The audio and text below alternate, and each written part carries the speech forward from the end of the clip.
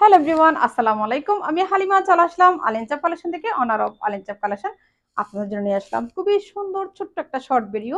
এটা হবে original Indian Burberry হ্যান্ডলুমের শাড়ি, বারবেরি সিল্ক বলা হয়।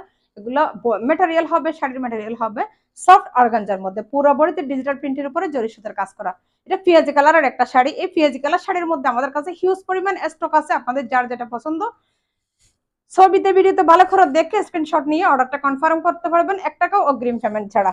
এটা হবে আমাদের শাড়ির খুব সুন্দর একটা উপরের পাড়, এটা হবে আমাদের নিচের পাড়। এখানে উপরে এবং নিচের পাড় কিন্তু একদমই সেম হবে।